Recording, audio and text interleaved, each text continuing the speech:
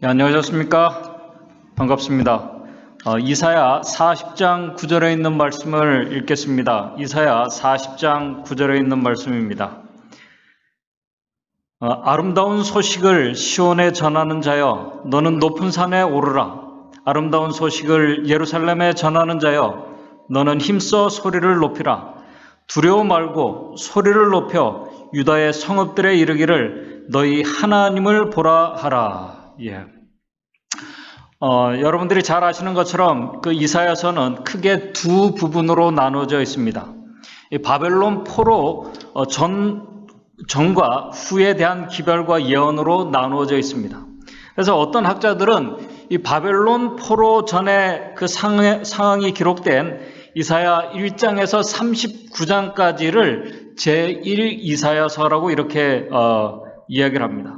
그리고 바벨론 포로 이후에 그 이스라엘의 회복에 대한 예언을 기록한 이사야 40장부터 66장까지를 제2 이사야라고 이렇게 말을 합니다. 이 말은 서로 다른 두 이사야 선지자가 다른 두 사람이 한 사람이 제1 이사야를 썼고 또 한 사람이 다른 사람이 제2 이사야를 기록했다는 그 말씀입니다. 그러나 우리가 재림교회 주석과 증언의 말씀은 우리 이사야 1장 1절에 나오는 이 아모스의 아들 이사야가 이 이사야서를 기록했음을 말씀을 하고 있습니다.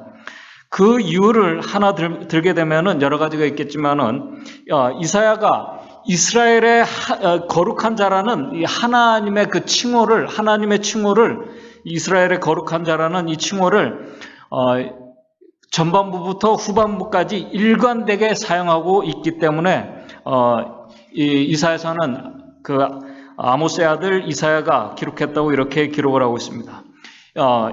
이 그 이스라엘의 거룩한 자라는 이 단어가 총 25번이 사용되고 있는데 1장에서 39장까지 12번, 그 다음에 40장에서 66장까지 13번을 사용하고 있습니다. 우리 이사야 5장 24절을 보게 되면은 그들의 만군의 여호와의 율법을 버리며 이스라엘의 거룩한 자의 말씀을 멸시하였음이니라 라고 이렇게 하면서 이스라엘 거룩한 자를 사용하고 있습니다. 근데 후반부에 우리 제2사야라고 하는 이쪽에 보게 되면 45장 11절에도 이스라엘의 거룩한 자, 곧 이스라엘을 지으신 여호와께서 가라사대라고 이렇게 말씀을 하고 있습니다. 오늘 이 시간 저는 우리 바벨론 포로 이후에 대한 예언의 기별이 시작되는 이사야 40장을 중심으로 하나님의 백성들에게 주신 이 복음을 우리가 같이 생각하면서 말씀의 그 교훈을 얻고자 합니다. 먼저 이사야서의 두 부분을 간략하게 요약하면서 말씀을 시작하도록 하겠습니다. 이사야서 1장에서 35장까지는 남방 유다의 10대 왕인 우시야 왕에서 13대 왕인 히스기야 왕 때에 주어진 기별들입니다. 여기에서 선지자는 이스라엘의 그 범죄와 하나님의 백성들의 범죄와 그 주변 국가들의 범죄에 대한 하나님의 그 책망과 거기에 수반되는 심판에 대한 예언의 말씀들을 기록하고 있습니다. 특별히 이사야 36장부터 39장에서는 이 아수르 왕, 이 사네립의 그 유다 침략과 히스기야 왕의 그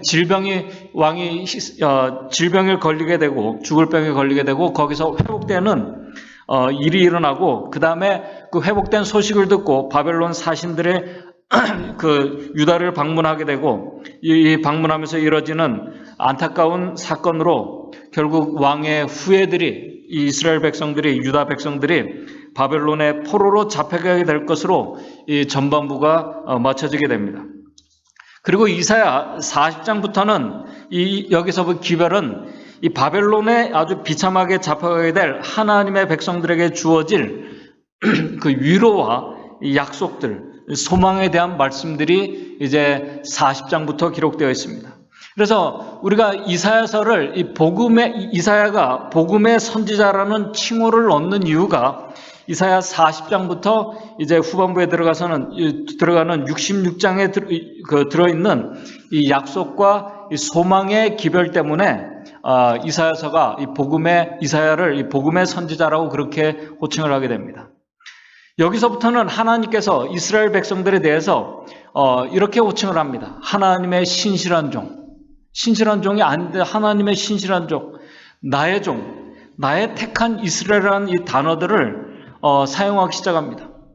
불순종으로 포로에 잡혀갔던 그분의 백성들이 결국은 이 원수의 나라에서 구원함을 받게 되고 다시 회복될 약속들을 말씀하고 있습니다. 그런데 이사야서의 후반부로 가게 되면은 그냥 나라만 회복되는 것이 아니라 이 세상에 오늘 우리에게 이 불행과 또 이런 질병과 이 전염병, 이 모든 것을 가져다 준 이 그 죄가 완전히 이제 종식되고 그 후에 도래할 이 메시아의 왕국, 바로 새 하늘과 새 땅이 도래하는 것으로 이사야서가 끝나게 됩니다. 그래서 엘렌 화이트 여사는 특별히 이 후반부에 기록된 이 마지막 장들을 아주 깊이 묵상하면서 이 말씀들을 연구하라고 말씀을 했습니다. 우리 엘렌 화이트 여사가 이사야 40장 9절을 주석하면서 이렇게 기록하고 있습니다. 그 이유는, 이 말씀을 연구해야 되는 그 이유는 그 속에 그리스도의 복음이 충만하기 때문이다. 이 부분이 또 하나 우리에게 가르쳐주는 것은 이스라엘이 메시아의 강림에 대하여 충분한 가르침을 받았다는 사실이다. 메시아의 오심에 대한 하나님의 백성들이 충분히 그들이 그 기별을 받았다는 것입니다. 이 배경을 생각하면서 오늘 우리가 읽은 본문의 이사야 40장 9절의 말씀들을 거기에 들어있는 복음을 같이 좀 살펴보도록 하겠습니다. 이사야 40장 9절은 이렇게 시작을 하고 있습니다. 아름다운 소식을 시온에 전하는 자여 너는 높은 산에 오르라. 아름다운 소식을 예루살렘에 전하는 자여 너는 힘써 소리를 높이라. 두려워 말고 소리를 높여 유다의 성읍들에 이르기를 너희 하나님을 보라 하라 라고 이렇게 말씀을 하고 있습니다. 여기에서 말씀하는 이 시온은 하나님께서 선택하신 이스라엘 백성들을 가리킵니다. 이사야서에서 시온이라는 단어가 참 많이 사용되고 있는데 그 사용되는 그 단어들이 누구를 상징하냐면은 하나님께서 선택하신 이스라엘 백성들을 지칭해서 사용되고 있습니다. 그래서 이사야 1장 8절에 그 이스라엘 백성들을 딸 시온이라고 이렇게 얘기를 하고, 그 다음에 이사야 2장 3절에는 율법이 시온에서부터 나올 것이라고 얘기를 하고 있고, 그 다음에 이사야 3장 16절에는 시온의 딸들이 교만하여졌다고 이렇게 말씀을 하고 있습니다. 이들에게 아름다운 소식을 전하는 1차적인 사람은, 그 기별자는 하나님의 기별을 받은 선지자 자신을 가리킵니다. 그 다음에 다음으로 각 시대마다 보내신 그분의 선지자들, 기별자들을 가리킵니다. 그리고 마지막 시대에는 이 아름다운 소식, 이 복음의 소식을 위탁받은 이 하나님의 교회를 가리킨다고 우리 재림교회 주석에서는 그렇게 기록을 하고 있습니다. 그런데 바로 이 기별자들이 어떤 목적을 가지고 어떻게 복음을 전해야 할지를 이사야 40장에서 말씀을 이렇게 시작을 하고 있습니다. 40장 1절입니다. 40장 1절에 너희 하나님이 가라사대 너희는 뭐하라고요? 위로하라. 누구를요? 내 백성을 위로하라 라고 이렇게 말씀을 하고 있습니다. 왜 하나님의 백성들이 위로를 받아야 할까요?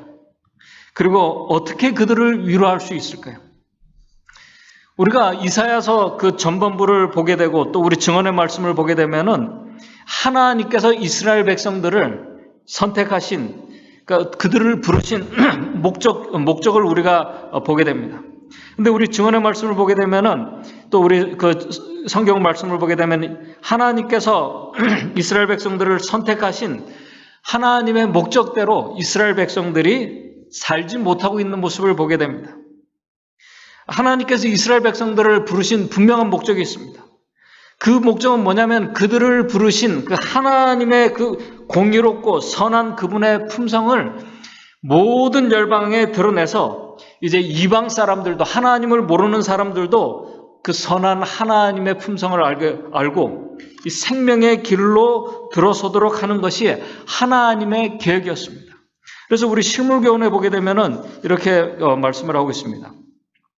우리 구약에 모세에게 말씀하신 이 말씀을 인용하면서 이렇게 말씀하고 있습니다. 여호와로라 여호와로라 자비롭고 은혜롭고 노하기를 더디하고 인자와 진실이 많은 하나님이로라. 인자를 천대까지 베풀며 악과 가실과 죄를 용서하느니라. 바로 이 하나님의 품성이, 이것이 곧 하나님께서 당신의 백성들에게 요구하시는 오늘 우리의 열매들이라는 것입니다. 그들은 순결한 품성과 저희의 거룩한 생애와 자비롭고 사랑스럽고 친절한 동정으로서 여호와의 율법은 완전하여 이 영혼을 소생케 한다는 사실을 많은 사람들에게 나타냈어야 했다라고 이렇게 기록을 하고 있습니다. 이렇게 하나님의 목적을 드러내야 할, 그분의 품성을 드러내야 할, 이 우리의 삶을 통해서 드러내야 할 이 하나님의 백성들이 이사야 1장 4절을 보게 되면은 이렇게 그들의 형편을 이렇게 기록하고 있습니다. 이사야 1장 4절입니다. 이사야 1장 4절에 슬프다, 범죄한 나라여, 허물진 백성이요, 행악의 종자요, 행위가 부패한 자식이로다. 그들이 누구를 버려요? 여호와를 버리며 이스라엘의 거룩한 자를 아주 만홀히 여겨 멀리하고 물러갔도다라고 이렇게 기록을 하고 있습니다. 그러면서도 이사야 1장 12절 13절에 보게 되면은 그들이 하나님을 믿는 모습을 이렇게 표현하고 있습니다. 1장 12절 13절입니다. 너희가 내 앞에 보이러 오니, 이제 정기적으로 하나님 앞에 예배하러 온다는 것입니다. 제사를 드려 내 앞에 보이러 오니 그것을 누가 너희에게 요구하였느냐? 내 마당말, 이 성전의 마당만 밟을 뿐이니라. 13절, 헛된 재물을 다시 가져오지 말라. 분향은 나의 가증이 여기는 바요, 월삭과 안식일과 대회로 모이는 것도 그러하니 성회와 아울러 악을 행하는 것을 내가 견디지 못하겠노라. 이스라엘 백성들이, 하나님의 백성들이 예식과 안식일과 절기들을 아주 철저하게 잘 지키면서 그들은 우리 이사야 3장 16절을 보게 되면은, 그러면서 그들이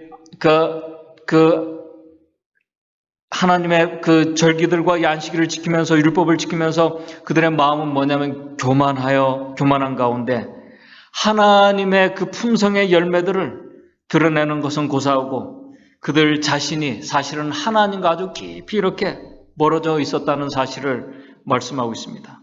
이러한 신앙의 모습을 선지자 왕 306쪽에는 그런 오랜 시간을 통해서 그들이 결국 왕관 가운데 마음이 아주 강팍해졌다는 것입니다.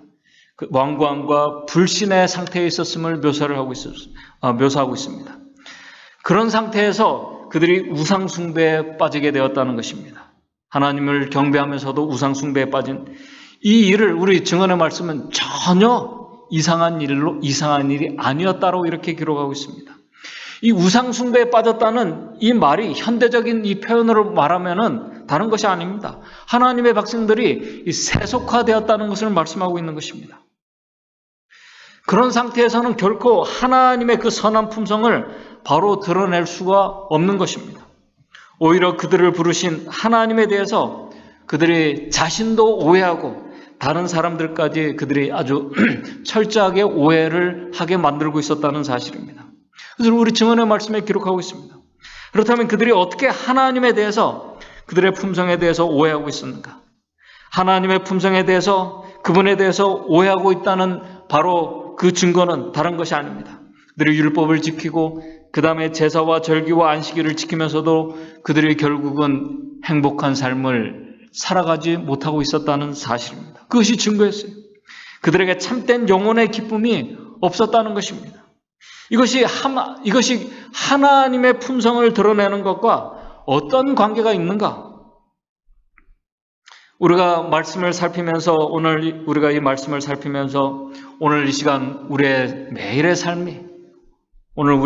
삶이 정말 하늘의 행복과 하늘이 주는 그 기쁨 가운데서 오늘 우리 자신이, 우리의 가족이 살아가고 있는지 오늘 우리가 살펴보는 시간이 되었으면 좋겠습니다. 오늘 우리가 안식일을 지키고 이 하나님의 율법에 순종하는 삶에 대해서 우리가 잘못된 아주 두 가지 극단이 있습니다. 그것은 뭐냐면은 하나님의 백성들은 결코 하나님의 율법, 이 계명을 지킬 수 없다는 것입니다. 또 다른 하나는 안식일을 지키고 우리가 율법을 순종하는 것을 우리의 구원과 우리의 구원받는 과정과 연관시키는 것입니다. 이것은 중요하지만은 이것도 하나의 잘못된 극단으로 갈 수 있다는 것입니다. 먼저 우리가 하나님의 율법을 지킬 수 없다는 이 생각은, 그런 우리의 믿음은 다른 말로 해서 하나님의 백성들은 결코 행복해질 수 없다는 말하고 똑같은 말입니다. 왜냐하면 우리 하나님께서 우리에게 율법을 주신 이유를 우리 신명기 10장 12절 13절에 분명히 말씀하고 있기 때문에 그렇습니다. 하나님께서 우리에게 율법을 주신 이유는 그 명령과 규례들, 율법을 우리가 지킬 때 그것은 우리의 행복을 위해서 주신 것이라고 분명히 성경에서 말씀하고 있기 때문에 그렇습니다. 그러므로 우리가 그분의 율법을 지킬 때, 다시 말해서 우리가 하나님을 마음을 다하고 목숨을 다해서 사랑하고 우리의 형제들을 진심으로 우리가 사랑할 때 인간은 가장 행복하고 기뻐할 수 있는 그런 존재라는 것입니다. 그러나 그분의 율법을 지키고 순종할 수 없다는 이 말은 결코 우리가 하늘의 행복을 경험할 수 없다는 아주 위험한 생각이라는 것입니다. 하나님께서는 당신의 백성들이 바로 이 잿된 세상에서 가장 행복한 자들이 되기를 바라십니다. 그것이 뭐예요? 우리의 품성을 통해서 나타나는 것입니다. 하늘의 행복과 기쁨 가운데서 오늘 우리의 삶이 힘들고 또 이 많은 위험과 이 전염병과 사고가 도사리는 이 잿된 세상에서 우리가 행복과 기쁨 가운데서 예수 그리스도의 다시 오심을 기다리는 자들이 되기를 하나님께서는 누구보다 바라신다는 사실입니다. 또 다른 위험은 이 율법을 우리가 지키고 순종하는 것을 오늘 우리가 구원의 관점에서 보려고 하는 그 위험입니다. 우리가 율법을 지키고 의로워지는 것이 우리가 그렇게 할 때 우리가 하나님께 가까이 가는 것으로 우리가 생각을 하게 됩니다. 우리가 하나님의 율법을 어기면은 하나님과 멀어지는 것으로 우리가 생각을 하게 됩니다. 그러나 하나님께서 주시는 이 구원은 우리가 율법을 순종함으로 얻는 것이 아님을 우리 성경과 증언의 말씀에 여러 군데에 말씀을 하고 있습니다. 이 구원은 전적인 하나님의 은혜입니다. 그래서 우리 선지자왕 320쪽에 이 말씀을 우리에게 말씀하면서 이렇게 기록하고 있습니다. 그대가 오늘 우리가 좀 더 선량하게 되기까지, 우리가 하나님께 나아가기에 충분할 만큼 착하게 되기까지 그리스도께 가까이 가지 말라는 원수의 암시에 귀를 기울이지 말라. 그렇게 사단이 우리를 유혹합니다. 유혹할 때 이렇게 말하라고 말씀하고 있습니다. 사단이 그대의 더러운 옷을, 우리의 더러운 옷을 지적할 때, 오늘 우리에게 많은 흠이 있습니다. 우리에게 문제들이 있습니다. 그런 것들을 지적할 때 그대는 내게 오는 자는 결코 내가 내어 쫓지 아니하리라는 구주의 약속을 되풀이하여 말하라. 원수에게 예수 그리스도의 보혈이, 그분의 십자가의 보혈이 모든 죄에서 우리를 깨끗게 한다고 말하라 라고 이렇게 우리 선지자의 말씀에 기록을 하고 있습니다. 이 보혈의 은혜를 잊어버리고 율법을 순종하려고 하는 자들은 결코 행복할 수도 없고 하나님의 온전한 품성을 드러낼 수 없다고 말씀하고 있습니다. 오히려 율법의 말씀을 잘 지키다가 하나를 범하게 되면은 아주 깊은 죄책감에 빠지게 되고 우리가 구원을 잃어버린 것 같은 생각을 하게 됩니다.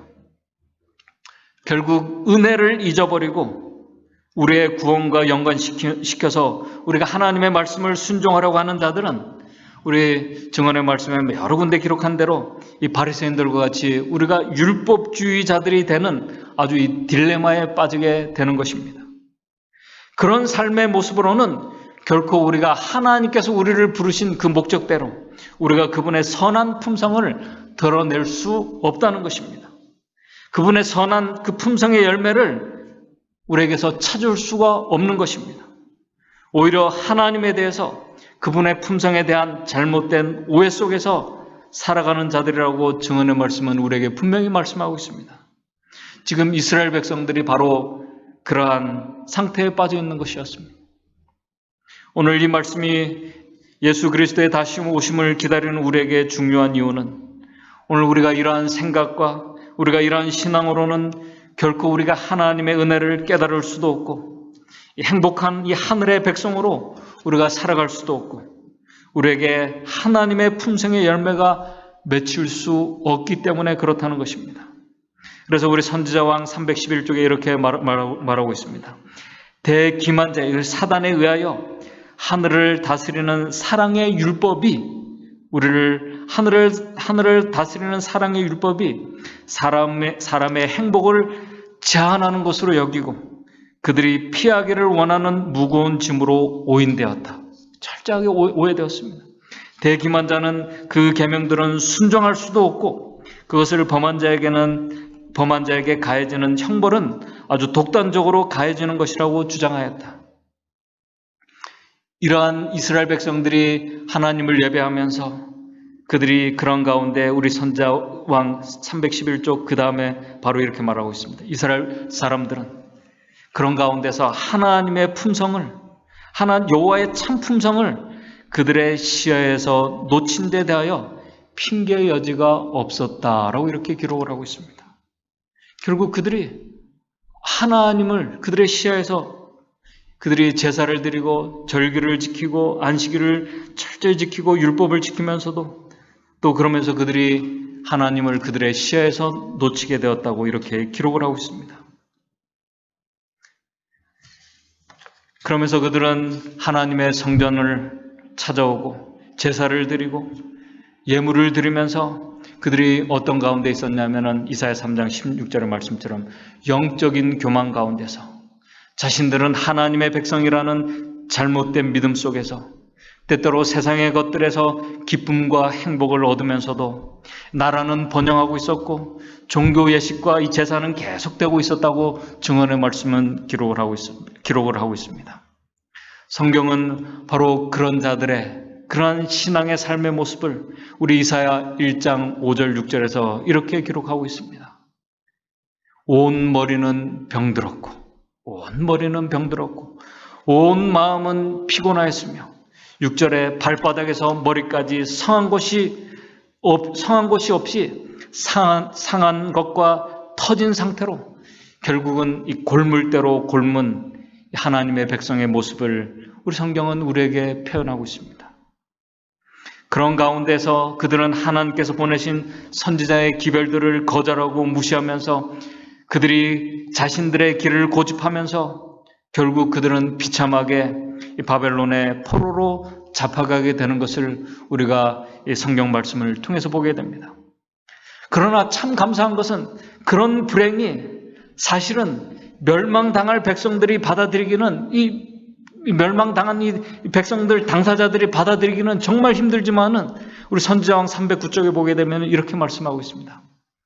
회개하지 않은 사람들에게 내릴 중한 형벌, 곧 전쟁, 추방, 억압, 열국 중에서의 권력과 명성의 상실 등 이 모든 일들은 그들 가운데 진노하신 하나님의 손길을 인정하고 그들로 하여금 회개하도록 하기 위하여 주신 하나님의 섭리라는 사실을 우리 증언의 말씀은 기록하고 있다는 사실입니다. 그들을 다시 회복하고 구원하시기 위한 하나님의 특별한 참 이 당사자들은 받아들이기 힘들지만은 하나님의 섭리였음을 우리 증언의 말씀은 기록을 하고 있습니다. 그렇게 하나님의 목적을 이루는 일에 실패하고 낙담 가운데서 이 포로로 잡혀갈 백성들에게 이제 위로와 희망의 기별을 주는 복음의 말씀이 오늘 우리가 읽은 이사야 40장부터 시작되는 말씀들이라는 사실입니다. 그래서 우리 이사야 40장 1절에 이렇게 시작을 하고 있습니다. 너희는 그렇게 낙담 가운데 있는 이 당신의 이 백성들을 너희는 이 기별자들은 위로하라. 내 백성을 위로하라. 어떻게 절망과 낙담 가운데 있는 자들을 위로하며 그들에게 아름다운 소식을 전할 수 있을까요? 그 대답이 오늘 이사야 40장 9절에 있는 말씀. 너희 하나님을 보라는 것입니다. 너희 하나님을 보라. 지금까지 우리 자신의 기준으로 보지 말고 말씀 있는 그대로 이 하나님을 교리적으로 보지 말고 오늘 우리 모세에게 말씀하신 대로 우리 증언의 말씀에 기록한 대로 자비롭고 은혜롭고 노하기를 더디하고 오래 참으시며 우리의 죄악을 용서하시는, 그리고 그들을 우리가 좀 힘들지만은 설명할 수 없지만 귀한 섭리로 인도하고 계신 하나님을 바로 볼 때에 하나님의 백성들은 거기서 분명한 위로를 얻게 될 것이라는 사실입니다. 그러면서 우리 이사야 40장 2절은 이렇게 또 말씀합니다. 너희는 정다이, 다시 말해서 다정하게 예루살렘에 말하며 그것에게 외쳐 구하라. 외쳐 구해야 될 것을 여러 가지 말씀하고 있습니다. 그 복역의 때가 끝났고 이제 그 모든 싸움이 이제 끝났고 그 죄악의 사함을 입었느니라. 이스라엘 하나님의 백성들의 죄악이 용서함을 받았다는 것입니다. 어떻게 용서함을 받아요? 오늘 우리가 하나님을 보게 되면 우리의 죄악이 어떻게 용서함을 받게 되는지 이사야 53장 3절, 이사야 53장 4절, 5절, 6절에서 우리에게 자세하게 아주 말씀을 해주고 있습니다. 우리가 너무나 유명한 말씀이죠. 이사야 53장 4절, 5절, 6절입니다. 그는 싫고 우리의 질고를 지고 우리의 슬픔을 당하였거늘 우리는 생각하기를 그는 징벌을 받아서 하나님에게 맞으며 고난을 당한다 하였노라. 5절 그가 찔림은 하나님의 아들입니다. 그가 찔림은 우리의 허물을 인하며 그가 상함은 우리의 죄악을 인함이나 그가 징계를 받음으로 우리가 평화를 누리고 그가 채찍에 맞음으로 우리가 나음을 입었도다. 6절 우리는 다 양 같아서 우리가 그릇 행하여 각기 제 길로 갔거늘 여호와께서는 바로 우리 무리의 죄악을 그에게 담당시키셨도다. 우리의 죄악이 어떻게 용서함을 받는지, 사함을 받는지, 우리 창조주를 바라볼 때, 하나님을 바라보게 되면 바로 거기서 우리 창조주께서 우리의 죄와 질고를 짊어지시고 십자가에 달리신 하나님의 아들을 우리가 보게 됩니다. 오늘 우리가 이렇게 살아있는 이유가, 오늘 우리가 이렇게 건강한 가운데 이 전염병 속에서도 우리가 먹고 살아가는 모든 것이 다 이 십자가의 은혜로부터 오는 것임을 우리가 깨닫게 된다는 사실입니다. 그래서 엘렌 화이트 여사가 바로 이사야 40장의 말씀들을 주석하면서 이렇게 말씀을 하고 있습니다. 하나님이 내리시는 하사품은, 하나님께서 우리에게 내리시는 하사품은 모두 십자가를 통해서 우리에게 온다고 이렇게 기록을 하면서 이렇게 말씀합니다. 오늘 우리들의 식탁에 올려진 음식들 중에서, 오늘 저와 여러분들이 매일 우리가 먹는 올려진 우리의 음식들 중에서 그분이 우리를 먹이시려고 준비하지 않으신 것은 한 가지도 없다. 그 모든 것 위에 하나님의 인과 주소와 성명이 적혀 있다. 말로 다할 수 없는 크신 선물, 하나님의 독생자를 통해서 모든 것이 사람들에게 풍성하게 공급되고 그리고 그 속에 모든 것이 다 포함되어 있다. 그가 십자가에 못 박히신 것은 이 모든 하사품들이 하나님의 지으신 작품들에서 흘러나오게 하시기 위함이었다. 그렇게 기록하고 있습니다. 이 모든 은혜가 바로 하나님의 품성에서 그분의 십자가를 통해서 나오게 된 것임을 말씀을 하고 있습니다. 지금 이사야가 바로 그 하나님을 계시를 통해서 본 것입니다. 우리 선지자왕 314쪽, 315쪽입니다. 성전마당에 있을 때 이사야가 성전마당에 있을 때 본 계시에서 이사야는 이스라엘의 하나님의 품성을 밝히 보았다. 지존무상하며 영원히 거룩하다 이름하는 자가 크신 위엄으로 그 앞에 나타났으며 선지자는 주님의 자비로운 성품을 그때 이해할 수 있었다라고 이렇게 기록을 하고 있습니다. 오늘 우리가 이사야 선지자처럼 하나님을 우리가 정말 믿음으로 우리가 하나님의 말씀을 통해서 우리가 바라볼 수만 있다면 그렇게 하나님을 바로 바라보는 자들은 하나님에 대한 잘못된 오해가 다 풀리게 될 것입니다. 그리고 그렇게 하나님을 바라보는 자들은 우리 이사야서 이제 40장 27절 31절부터 27절부터 31절에 말씀하는, 오늘 우리가 이럴 때가 참 많이 있습니다. 이사야 40장 27절입니다.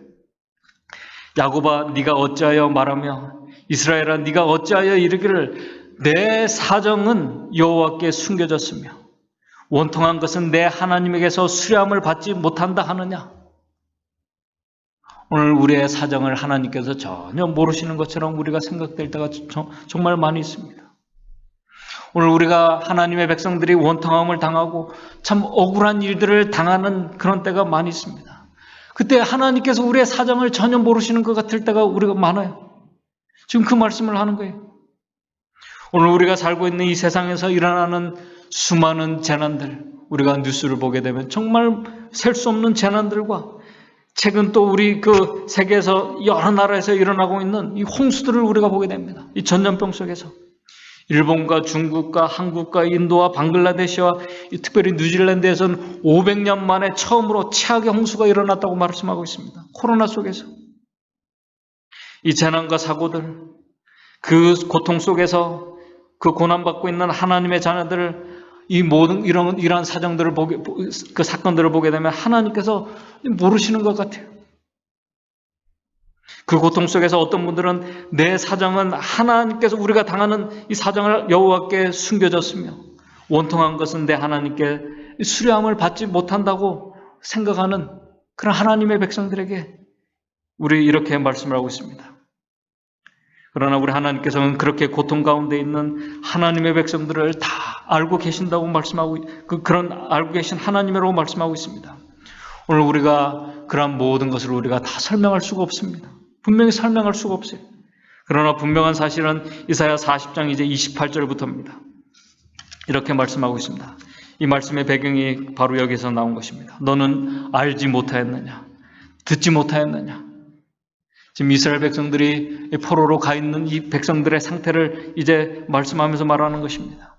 영원하신 하나님 여호와 땅 끝까지 창조하신 자는 피곤치 아니하시며 곤비치 아니하시며 명철이 한이 없으시며 29절 피곤한 자에게는 능력을 주시며 무능한 자에게는 힘을 더하시나니 30절 소년이라도 피곤하며 곤비하며 장정이라도 넘어지며 자빠지되 31절 오직 여호와를 앙망하는 자는, 그분을 바라보는 자는 새 힘을 얻으리니 독수리의 날개치며 올라간 같을 것이요 다른 박질하여도 곤비치 아니하겠고 걸어가도 피곤치 아니하리로다. 우리가 하나님을 바라볼 때, 우리 이사야 41장 10절 너무나 유명한 말씀들이죠. 그 이후에 나오는 말씀들이 정말 유명한 말씀들입니다. 두려워 말라.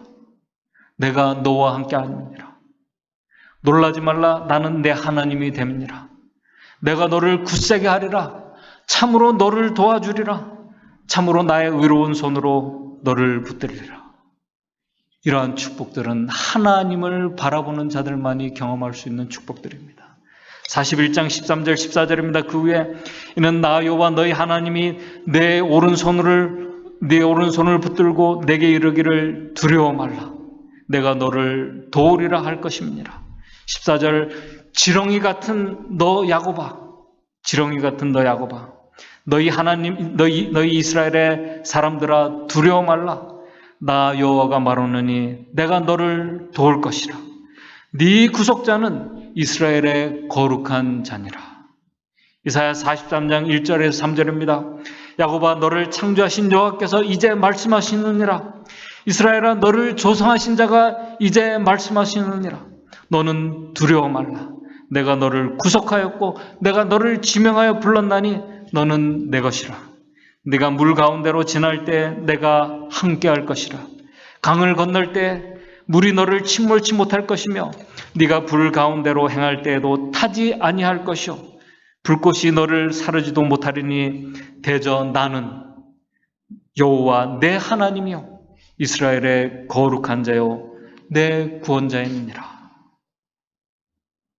오늘 우리가 하나님을 바라보게 될 때 오늘 고난 중에도 우리를 도와주시고 돌봐주시는 그 창조주 하나님, 구원의 하나님을 우리가 바라보게 됩니다.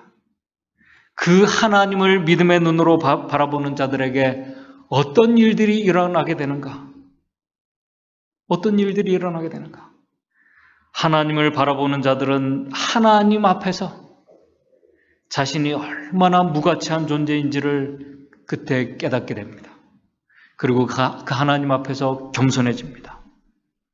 왜요? 우리 아까 이사야 41장 14절 말씀처럼 지렁이를 우리가 정말 우리가 함부로 대합니다. 지렁이 같은 우리를 도우시고 구원해 주시기 위해서 십자가를 지신 그 하나님의 사랑 앞에서, 그분의 그 품성 앞에서, 아름다움 앞에서, 그분의 은혜 앞에서 우리 이 피조물들은 겸손해질 수밖에 없다는 사실입니다.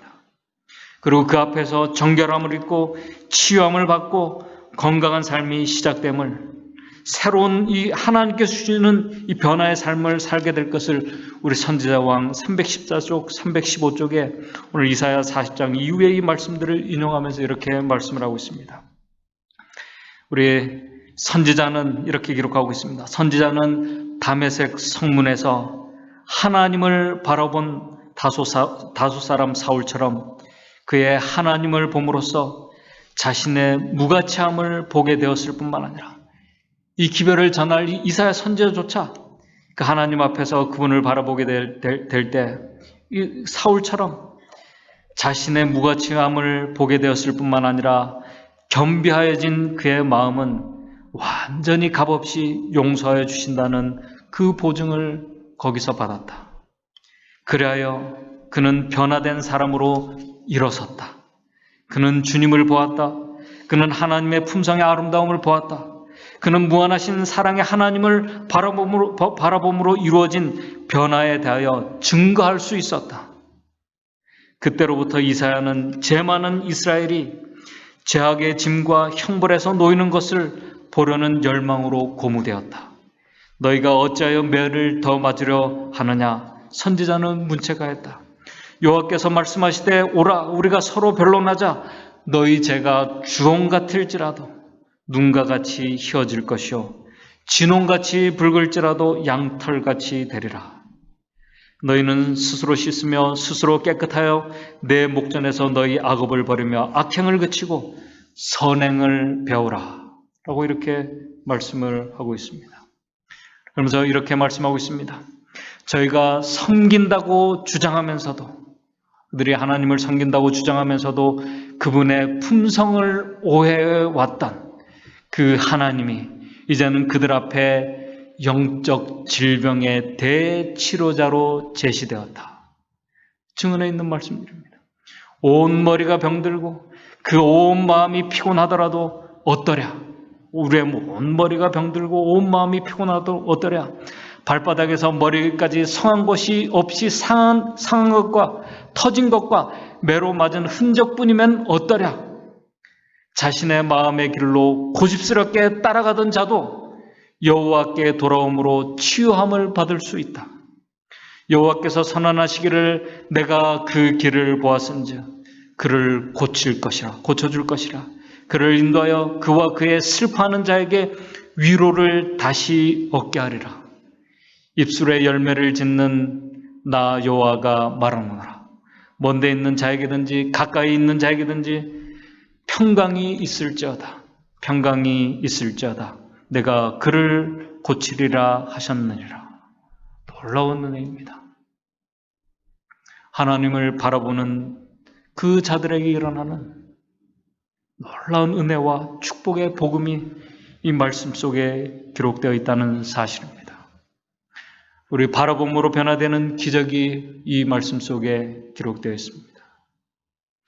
그런 자들이 이사야 40장 3절의 말씀처럼 광야에 서서, 우리 이사야 40장 3절에 광야에 서서 여호와의 길을 예비하는 그 기별을 외치는 자들이고 그 길을 예비하는 자들입니다. 우리 하나님의 대로를 평탄케 하는 자들이 바로 이러한 자들이라는 사실입니다. 오늘 예수 그리스도의 오심을 준비케 하는 이 기별은 바로 그분을 바라봄으로 그분의 품성으로 변화된 자들에게 일어나는 은혜이고, 또 그 하나님을 바라보는 자들에게 일어나는 이 은혜라는 사실입니다. 오늘 우리가 안식일을 통해서 하나님의 선하시고 그분의 아름다운 이 안식일의 정신이 우리의 품성을 통해서 드러나게 되는 것입니다. 오늘 우리가 하나님의 율법을 순종함으로 우리가 행복한 그리스도인의 삶의 모습을 다른 사람들이 담기를 원하는 것으로 이 하나님의 백성들을 준비케 하는 것입니다. 그래서 우리 실물교훈 415쪽에 이렇게 말씀하고 있습니다. 신랑의 오심을 기다리는 자들은, 예수 그리스도의 오심을 기다리는 자들은 백성들에게 너희 하나님을 보라고 외쳐야 한다. 너희 하나님을 보라고 외쳐야 한다. 세상에 비칠 마지막 자비의 빛, 그 세상에 전파되어야 할 마지막 긍휼의 기별은 하나님의 사랑의 품성을 드러내는 것이다. 하나님의 자녀들은 하나님의 영광을 드러내야 한다. 그들은 저희 생애와 품성을 통하여 저희를 위하여 행하신 하나님의 은혜를 나타내야 한다. 오늘 우리의 삶을 통해서 나타내야 할 것은 그 하나님의 품성을 드러내야, 이 모든 것이 결국은 하나님의 은혜를 나타내야 한다는 사실입니다. 오늘 우리 자신이 하나님을 바라볼 때 우리는 그 속에서 하나님의 은혜를 이사야 선지자가 발견한 것처럼 그 은혜를 우리가 발견하게 됩니다. 깨닫게 됩니다. 그 은혜로 이사야 선지자가 바라봄으로 그 은혜로 변화되는 그 역사가 우리 안에 일어나게 됩니다. 우리는 사람들에게 하나님을 바라보도록 해야 하는 사명을 받은 자들입니다. 십자가에 달리신 하나님, 그 아들을 바라보게 해야 하는 사명을 우리가 받은 자들입니다. 우리를 도우고 계신 하나님을 우리가 바라보게 해야 합니다. 주홍같이 붉은 우리의 죄를 눈과 같이 희게 해주시는 하나님을 우리가 바라보아야 합니다. 오늘 우리에게 입혀주실 의의 흰옷을 들고 계신 하나님을 우리가 바라보아야 합니다. 그렇게 믿음으로 바라보며 하나님께 나아가는 자들에게 하나님께서는 우리의 더러운 옷을 벗기시고 그의 의의 옷을 입혀주실 것입니다. 그리고 우리의 삶에 그 은혜를 통해서 아름다운 하나님의 그 품성의 열매들을 우리가 맺히게 될 것입니다. 우리가 하나님의 율법을 순종함으로 우리는 그 아름다운 품성이 나타나게 되고, 또 우리가 하나님의 그 품성을 나타나는 가운데 우리는 행복한 그리스도인으로 우리가 예수 그리스도의 오심을 준비되는 그런 삶을 우리가 살아가게 될 것입니다. 그것이 예수 그리스도의 오심을 준비케 하는 일이고 백성들을 준비케 하는 일이고 그 길을 예비하는 일임을 우리 증언의 말씀에 분명히 우리에게 말씀을 해주고 있습니다. 오늘 한 주일의 삶, 우리가 바라보면은 실망하고 우리가 또 절망하고 우리의 마음을 상하게 하는 그 많은 일들이 우리 주변과 우리의 가정과 우리의 삶에서 많이 분명히 있을 것입니다. 그러나 우리가 그러한 것들을 보지 마시고 우리의 믿음의 눈으로 하나님을 바라보는 우리의 삶이 되시기를 바랍니다. 그분의 정말 자비롭고 은혜롭고 오래 참으시고 우리의 죄악을 용서해 주시는 그분의 의로우신 품성을 우리가 깊이 묵상하면서 우리가 생각하는 한 주일의 삶이 되시길 바랍니다. 그리고 그렇게 바라보는 자들에게 주시는 하나님의 은혜와 우리를 도와주고 계신 하나님의 섭리들을 우리가 보면서 우리 예수 그리스도의 오심을 다시 준비하는 오늘 저와 여러분들의 삶이 되시기를 바라면서 말씀을 마치도록 하겠습니다. 하늘에 계신 하나님 아버지, 오늘 우리의 삶을 돌아보고 또 우리의 환경을 보게 되고 우리가 사람을 보게 되면은 참 실망하고 또 우리가 근심하고 또 낙담하는 그러한 일들이 참 많이 있습니다. 그러나 이제 우리가 그러한 것들을 보지 말게 도와주시고 오늘 우리를 위해서 일하고 계시고 우리를 도우시고 또 우리의 모든 죄악을 용서해 주시는 하나님을 우리가 바라볼 수 있도록 도와주시옵소서. 우리를 구원하시기 위해 일하고 계신 그 하나님 우리가 바라보는 우리의 삶이 될 수 있도록 도와주시옵소서. 그분의 아름다운 품성을 우리가 바라봄으로 인해서 우리가 주님을 닮아가는 우리 하나님의 백성들 될 수 있도록 도와주시옵소서. 하나님의 율법을 순종하는 자들이 얼마나 행복하고 얼마나 기쁨 가운데 살 수 있는지 오늘 우리의 삶을 통해서 우리가 보여줄 수 있도록 주님 인도해 주시옵소서. 한 주일 모든 삶 우리 하나님을 바라봄으로 인해서 오는 그 하늘의 기쁨과 축복과 은혜 속에 사는 한 주일의 삶이 될 수 있도록 인도해 주시옵기만을 예수님의 이름으로 간절히 기도드리옵나이다.